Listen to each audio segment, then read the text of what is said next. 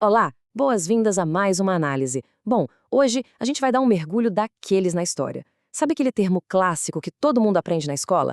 Pois é, a gente vai ver por que ele pode estar, na verdade, redondamente enganado. Vamos desconstruir alguns velhos conceitos aqui e tentar olhar para o nosso passado por um ângulo totalmente diferente. Vamos lá? Afinal, a história realmente só começou quando a humanidade passou a registrar as coisas por escrito? Pensa bem. Durante muito tempo, existiu essa presunção tradicional no estudo do passado, de que a falta de registros escritos seria, bem, exatamente o mesmo que a falta de história. É o tipo de ideia que gera aquela dissonância cognitiva imediata, sabe?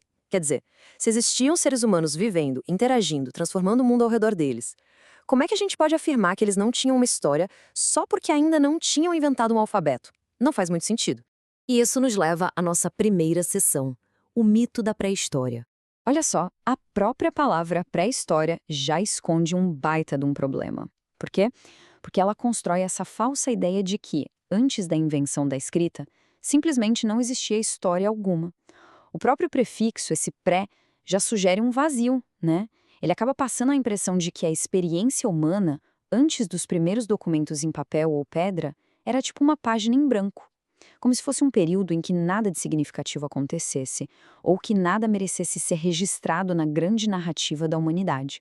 A gente esbarra o tempo todo nessa suposição velha e bem frágil de que, não tem escrita, então não tem história. Mas a realidade passa bem longe disso. Muito, mas muito antes do primeiro alfabeto das caras, os povos já possuíam culturas super complexas. Eles viviam organizados em sociedade e passavam por mudanças drásticas ao longo do tempo. Quer dizer, existia uma evolução real ali. Tinha desenvolvimento, tinha adaptação ao meio ambiente e, convenhamos, essa é a mesmíssima essência de qualquer processo histórico.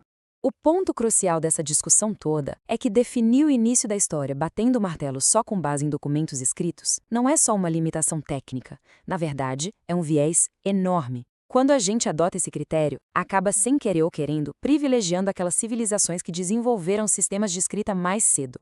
E isso quase sempre está ligado a uma visão bem europeia do que é ser civilizado. É exatamente por isso que os materiais originais apontam que essa visão é considerada limitada e até eurocêntrica.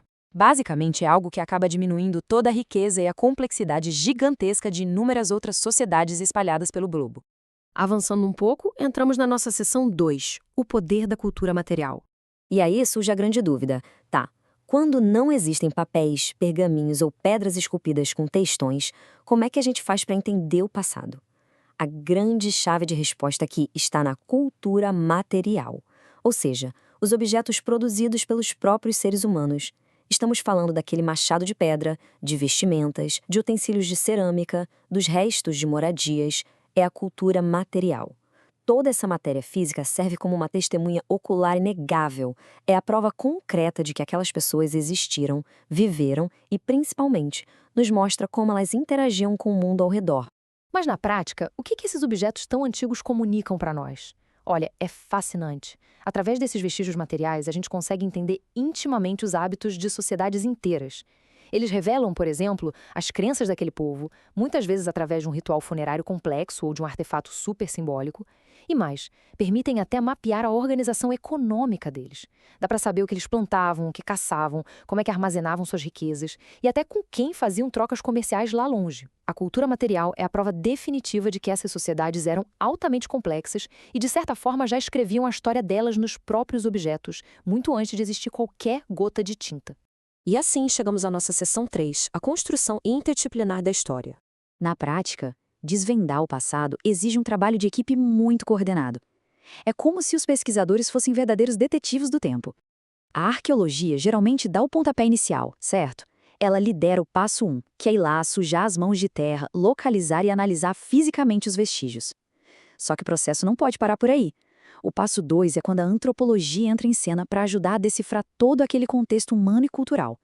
Pensa assim, enquanto a arqueologia vai lá e descobre o que é aquele objeto estranho, a antropologia chega para nos contar o porquê e o como ele impactava a vida daquelas pessoas. É uma dupla imbatível. Então, a grande conclusão que a gente tira de tudo isso é que entender o passado nunca é fruto de um esforço isolado. A história, de fato, é construída de uma forma interdisciplinar. Aquele conhecimento histórico genuíno, aquele que realmente engloba todo mundo, surge sempre da colaboração. São vários campos do saber diferentes, unindo forças para conseguir montar esse quebra-cabeça gigantesco e super complexo que é a trajetória da humanidade na Terra. Para encerrar essa análise, fica aqui uma provocação final para nossa reflexão. Se todos esses objetos antigos falam tão alto por quem viveu lá atrás, sem a escrita, o que será que a nossa imensa e caótica cultura tecnológica vai dizer sobre nós no futuro? Imagina só, que tipo de crenças ou hábitos absurdos os arqueólogos daqui a 1000 anos vão tentar deduzir ao escavar um smartphone todo trincado ou, sei lá, um fone de ouvido quebrado. É sem dúvida uma ideia que faz a gente repensar a história que estamos construindo neste exato momento. Agradeço demais a companhia nesta explanação. Até a próxima!